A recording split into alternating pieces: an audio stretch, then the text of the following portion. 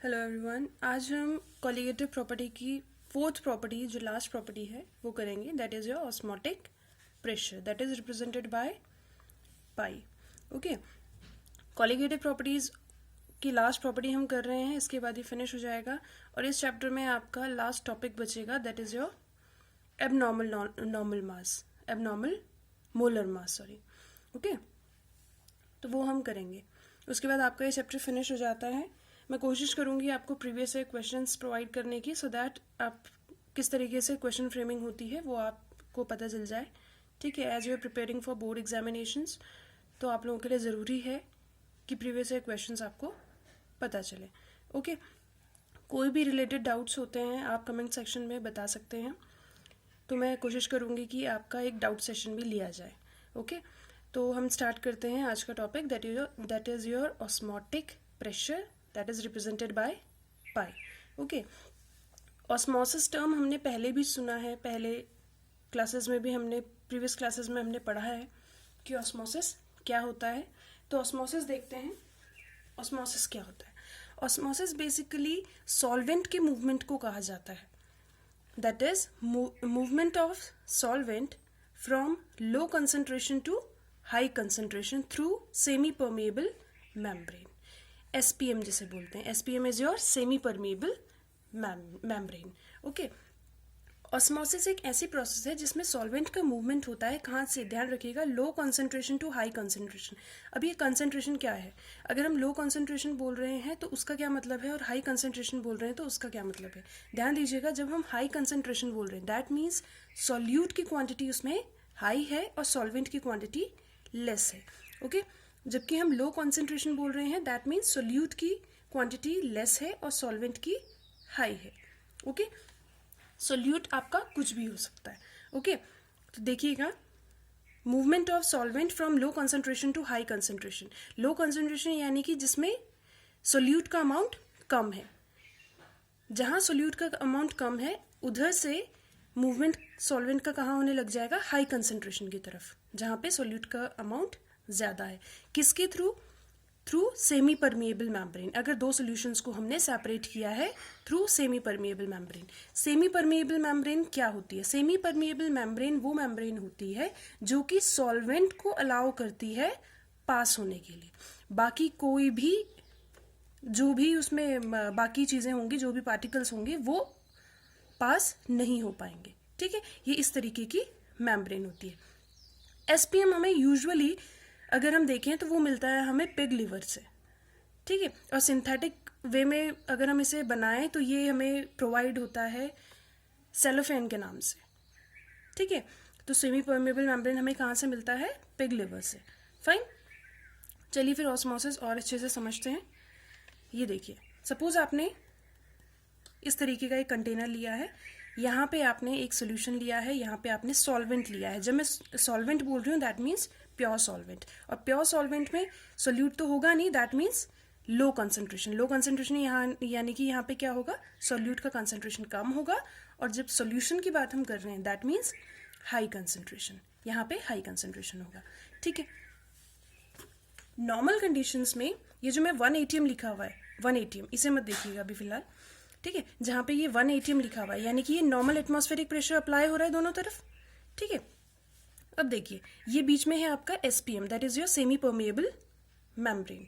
Okay, अब मैंने बताया ऑस्मोसिस एक ऐसा प्रोसेस है जहाँ पे सॉल्वेंट का मूवमेंट होता है लो कंसंट्रेशन से हाई कंसंट्रेशन की तरफ. तो बताइए सॉल्वेंट का मूवमेंट यहाँ पे किस डायरेक्शन में होगा, ये होगा आपका सॉल्वेंट से, मतलब लो कंसंट्रेशन से हाई कंसंट्रेशन, दैट मीन्स इस डायरेक्शन में मूवमेंट होगा. ये होगा आपका, इस डायरेक्शन में मूवमेंट होना स्टार्ट हो जाएगा. ठीक है, इस डायरेक्शन में मूवमेंट होगा. अब देखिए, ये होता है आपका ऑस्मोसिस. लेकिन ये जो 1 एटमॉस्फेरिक प्रेशर अप्लाई हो रहा है नॉर्मल वे में, तो ये क्या होगा, 1 atm आपका एटमॉस्फेरिक प्रेशर अप्लाई हो रहा है. अब इस मूवमेंट को रोकने के लिए हम क्या करते हैं, सॉल्यूशन साइड में एक एक्स्ट्रा प्रेशर जो मैंने P पाई के नाम से दिखा रखा है. ठीक है, 1 atm तो लग ही रहा है, वो दोनों तरफ लग रहा है, लेकिन हम क्या करेंगे, कुछ इतना प्रेशर अप्लाई करेंगे सिर्फ और सिर्फ उतना प्रेशर अप्लाई करेंगे कि ये जो मूवमेंट है लो कंसंट्रेशन से हाई कंसंट्रेशन की तरफ, ये मूवमेंट स्टॉप हो जाए, यानी कि रुक जाए। ठीक है, और वही होता है आपका क्या, ऑस्मोटिक प्रेशर। ठीक है, तो ये पी पाई क्या है आपका, ऑस्मोटिक प्रेशर। ध्यान रखिएगा, ये सिर्फ उतना प्रेशर है कि इस मूवमेंट को रोका जा सके। ठीक है, तो ये होता है आपका क्या, osmotic pressure, that is represented by pi. तो ऑस्मोटिक प्रेशर क्या है, it is the pressure required only to stop the natural osmosis. जो नेचुरल ऑस्मोसिस हो रहा है, इस डायरेक्शन में मूवमेंट हो रहा है लो कंसंट्रेशन की से हाई कंसंट्रेशन की तरफ, इस मूवमेंट को रोकने के लिए जो सोल्यूशन साइड में प्रेशर अप्लाई होगा, that will be called as osmotic pressure. Osmotic pressure is represented by pi, और इसके लिए एक फॉर्मूला बताया गया, दैट इज CRT। ठीक है, C क्या है इसमें, C है आपका कंसंट्रेशन, R है आपका गैस कांस्टेंट, और T है आपका टेम्परेचर। ओके, तो देखिएगा, C is your concentration, R is your gas constant and T is your temperature। ठीक है, हमें पता है कंसंट्रेशन को के लिए हमारे पास फॉर्मूला क्या होता है। कंसंट्रेशन होता है आपका number of moles in 1 litre of solvent, यही होता है ना। तो कंसंट्रेशन हम क्या लिख सकते हैं, number of moles of solute को ऐड किया है तो हमने N2 लिया है, तो N2 क्या होगा आपका, N2 है आपका number of moles of solute. N2 है आपका, लिख लीजिए, number of moles of solute. ठीक है, number of moles of solute in 1 litre of solvent. ठीक है, तो पाई आपका क्या होगा, N2 by V into R into T, ये आपका C था ना, CRT को ही हमने क्या बोला था, पाई। ओके, तो हमने क्या किया, इसमें C की वैल्यू पुट कर दी। अब देखिए, नंबर ऑफ मोल्स के लिए आपको पता है नंबर ऑफ मोल्स आप किस तरीके से फाइंड आउट करते हैं। अगर आपको number of moles of solute find out करना है तो आप क्या करेंगे, weight of solute upon molecular mass. ठीक है, तो W2 आपका क्या होगा, वेट ऑफ सोल्यूट, और M2 क्या होगा आपका, molecular mass of solute. Fine, अगर हम N2 की वैल्यू यहाँ फाइंड आउट कर दें, सॉरी यहाँ पे पुट कर दें, तो हमारे पास फॉर्मूला कुछ इस तरीके से बन के आ जाएगा, pi is equals to W2 upon M2 into RT upon V। Fine, तो ये था आपका क्या, ऑस्मोटिक प्रेशर। ऑस्मोटिक प्रेशर के लिए जो भी ये फॉर्मूलाज मैं बता रही हूँ, ये आपको ध्यान में रखने हैं, बिकॉज इससे रिलेटेड आपके न्यूमेरिकल्स फ्रेम होते हैं। कॉलिगेटिव प्रॉपर्टी से मैक्सिमम आपका न्यूमेरिकल पार्ट ही आता है, तो आपको ये ध्यान रखना है। इससे रिलेटेड क्वेश्चंस ज़रूर कीजिएगा ताकि आपको ये इसका कॉन्सेप्ट क्लियर हो जाए। ठीक है, जब आप इसके न्यूमेरिकल्स करेंगे तो आपके पास एक ये जो R टर्म है, इसके लिए डिफरेंट वैल्यूज़ का पता चलेगा। अब देखिए, इसके लिए डिफरेंट वैल्यूज़ कब कब कैसे कैसे यूज़ होती हैं। ठीक है, R के लिए अगर सपोज आपके पास प्रेशर क्या गिवन है, उस पर डिपेंड करेगा कि आप R क्या यूज़ कर रहे हैं। ठीक है, पाई का जो आपका ऑस्मोटिक प्रेशर है, ऑस्मोटिक प्रेशर की यूनिट क्या दी गई है, अगर वो बार्स में गिवन है, ये ध्यान रखिएगा, अगर ऑस्मोटिक प्रेशर आपका बार्स में गिवन है तो आप R की वैल्यू ये पुट करेंगे, क्या पुट करेंगे, 0.083, और यूनिट क्या होगी इसकी, बार लीटर पर मोल पर केल्विन। ओके, अगर ATM में गिवन है तो बार और ATM में हमने देखा था 1 ATM इज इक्वल्स टू 1 बार, जब हमने ऑस्मोटिक प्रेशर पीछे भी हमने एक उसमें आया था, एक डेफिनेशन में आया था, तो उसमें हमने देखा था। ठीक है, तो R is equals to 0.083 ATM litre per mole पर केल्विन। ठीक है, ये हो गया। अब अगर आप इन दोनों को कंपेयर करें तो देखेंगे कि दोनों की वैल्यू सेम है, लेकिन यहाँ पे बार आ रहा है या ATM आ रहा है। ठीक है, तो यानी कि चाहे आपके पास ऑस्मोटिक प्रेशर बार्स में गिवन हो, चाहे आपके पास ATM में गिवन हो, आप वैल्यू यही पुट करेंगे। ठीक है, तो R की वैल्यू ध्यान रखिएगा। अब अगर आपके पास पास्कल्स में गिवन है, अगर आपके पास प्रेशर पास्कल में गिवन है, तब आप क्या करेंगे, तब आप जो है वैल्यू ये पुट करेंगे। पास्कल्स में अगर गिवन है तो आप वैल्यू पुट करेंगे 8.314 into 10⁻³ Pascal's litre per mole पर केल्विन।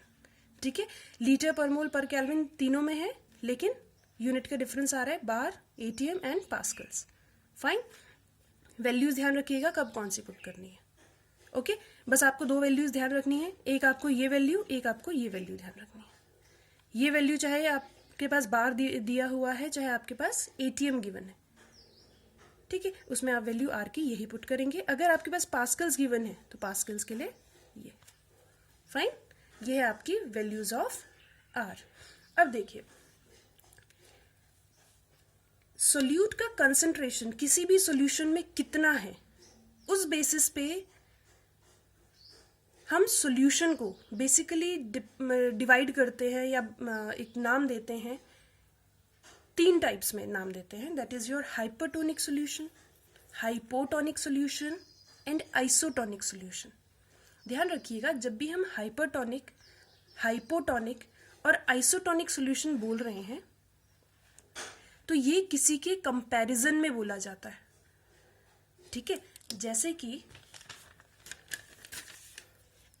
मैंने आपके पास ये ले लिया, मैंने वाटर, इसमें सिर्फ वाटर है, प्योर वाटर है और कुछ नहीं है। ठीक है, एक में ले लिया मैंने 10 moles of salt plus water.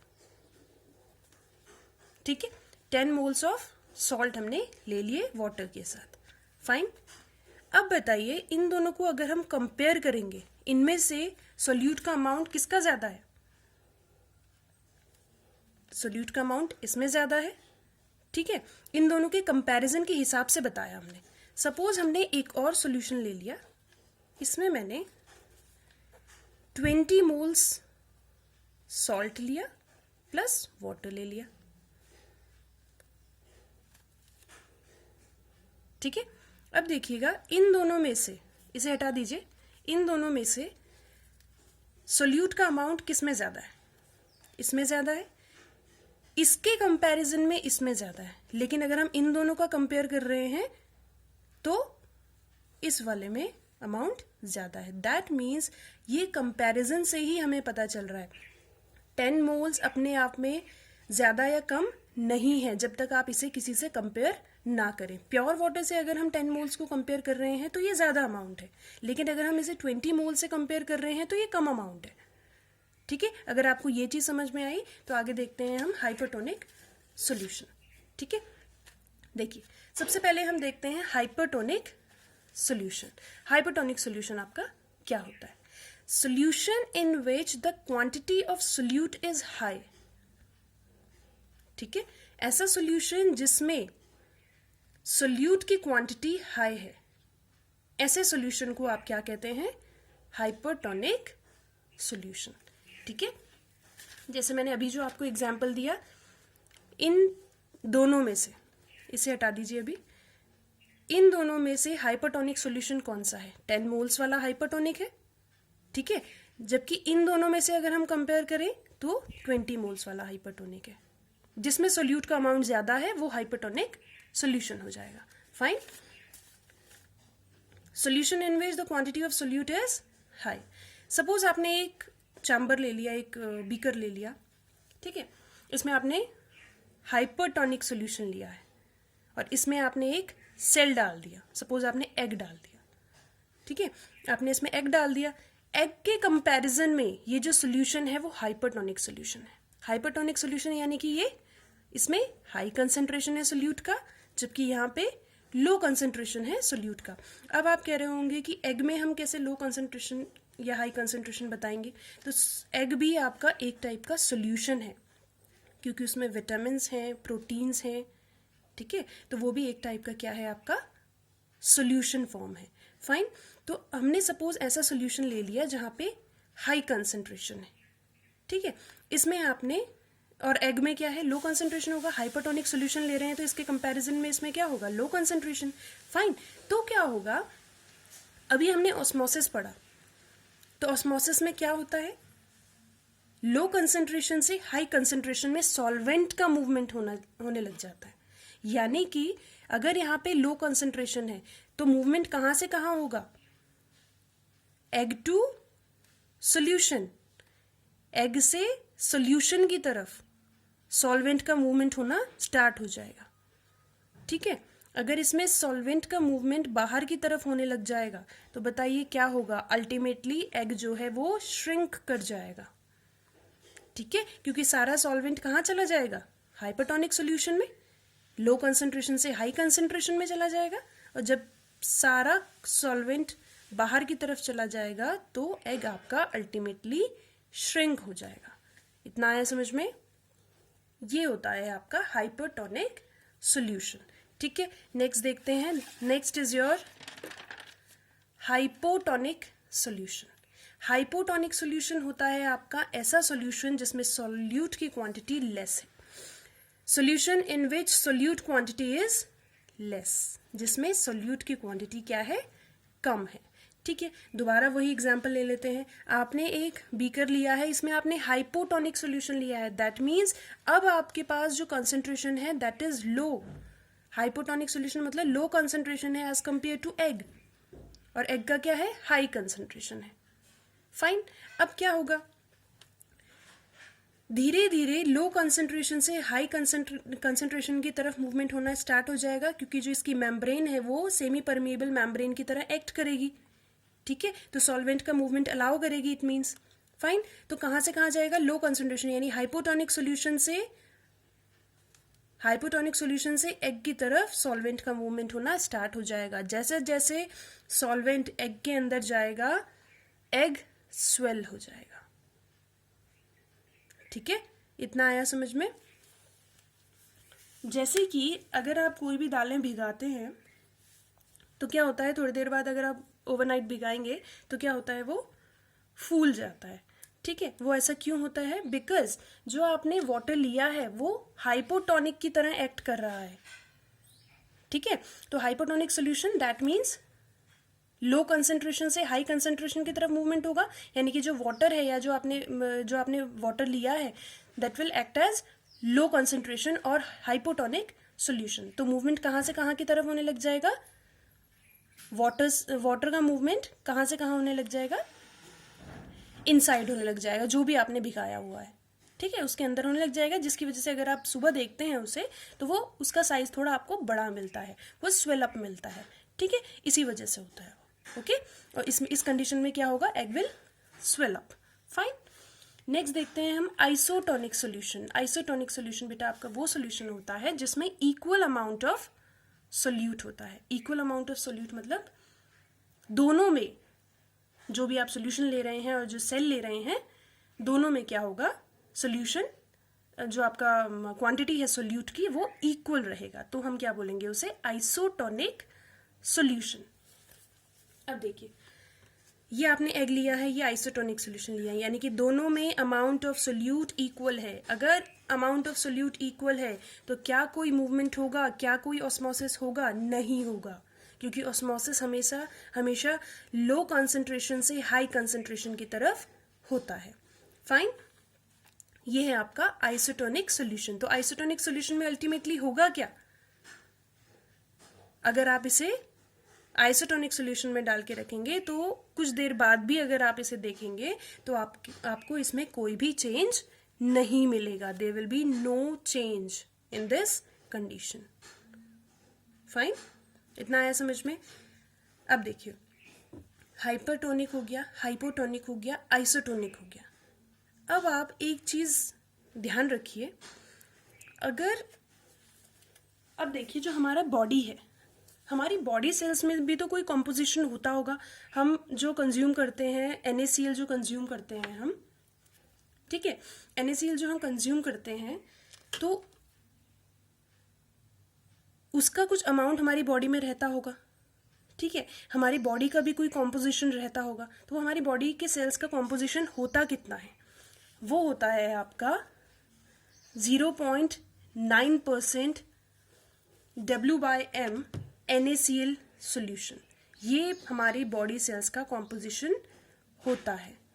ठीक है, अब देखिए, जो भी हमें इंजेक्शंस लगते हैं या जो ड्रिप्स चढ़ती हैं या फिर जो भी इंजेक्शंस हैं या फिर जो ऐसा कुछ भी है जो हमें इंटरवेनसली लगते हैं, हमें जो हमारी नसों में लगते हैं, उनका भी कुछ सोल्यूशन होना चाहिए।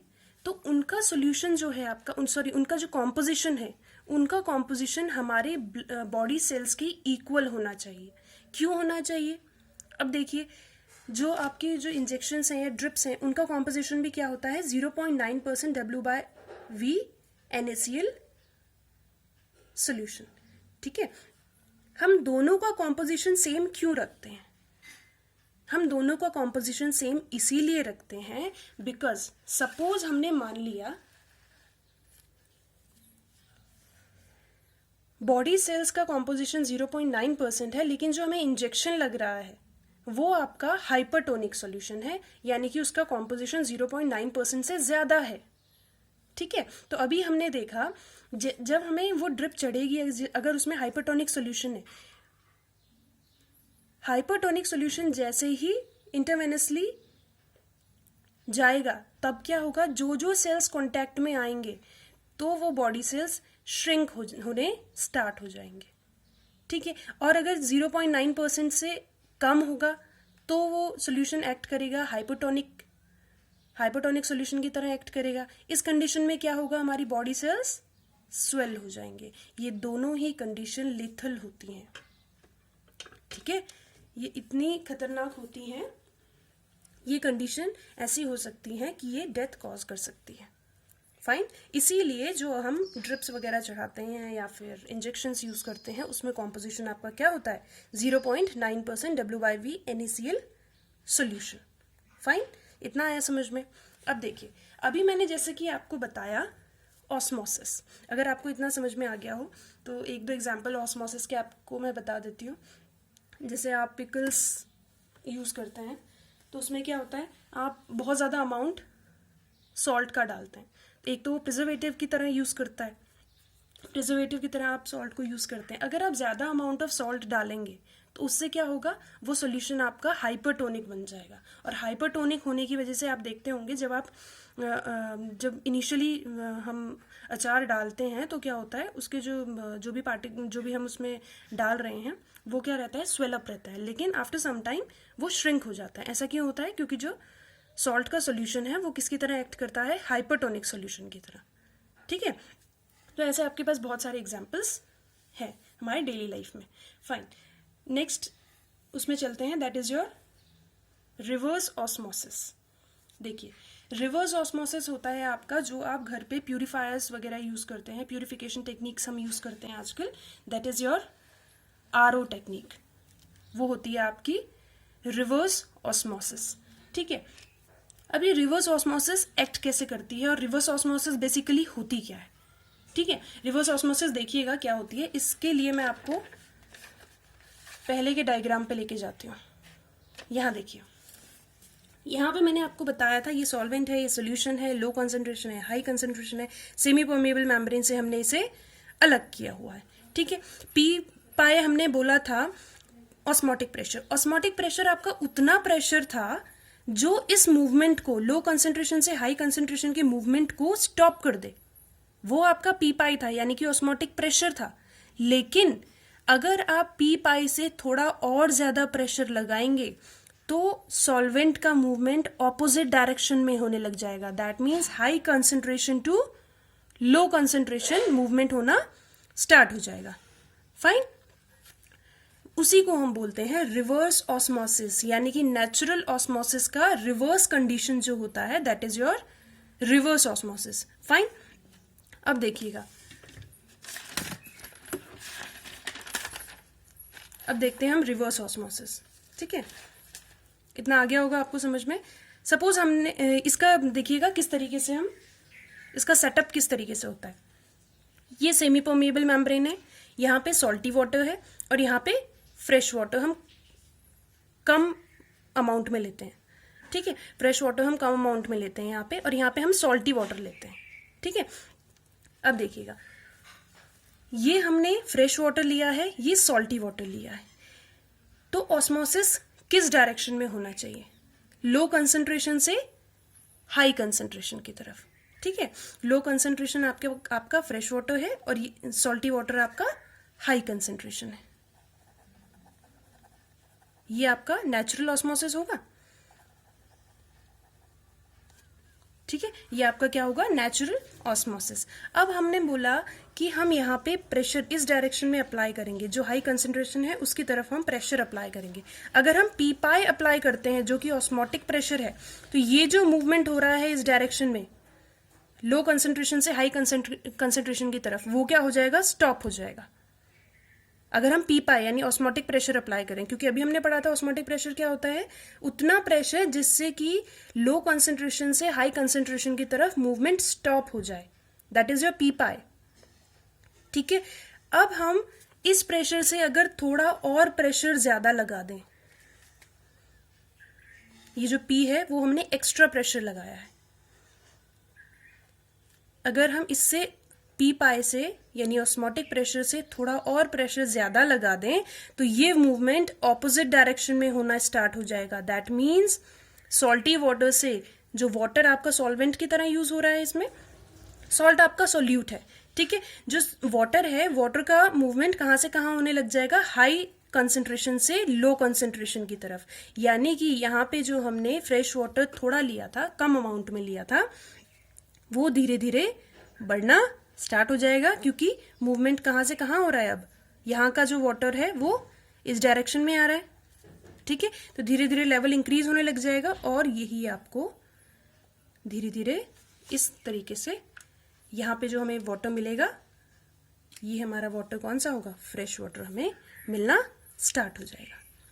ठीक है, यही प्रोसेस होता है आपका रिवर्स ऑस्मोसिस। अब बताइए, जो रिवर्स ऑस्मोसिस में आप जो प्रेशर यूज कर रहे हैं, ये जो कंप्लीट प्रेशर है, that will be greater than P pi, P pi से ज्यादा होगा, तभी आपका रिवर्स ऑस्मोसिस होगा। फाइन, अब देखिए, the direction of osmosis can be reversed by applying pressure larger than osmotic pressure to the solution side. The direction of osmosis can be reverse, जो direction of osmosis था उसे reverse किया गया है by applying pressure larger than osmotic pressure to the solution side. ये जो solution है इसके साइड में हम क्या करेंगे, एक प्रेशर अप्लाई करेंगे जो कि ऑस्मोटिक प्रेशर से ज्यादा होगा।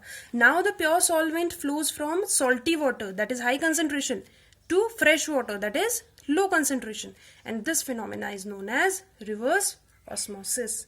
ये आपका कॉलिगेटिव प्रॉपर्टी का फोर्थ प्रॉपर्टी फिनिश हो गई। अब आपका इस चैप्टर में सिर्फ एक टॉपिक बचता है, that is your abnormal molar mass, जिसमें आप वेंट हॉफ फैक्टर पढ़ेंगे।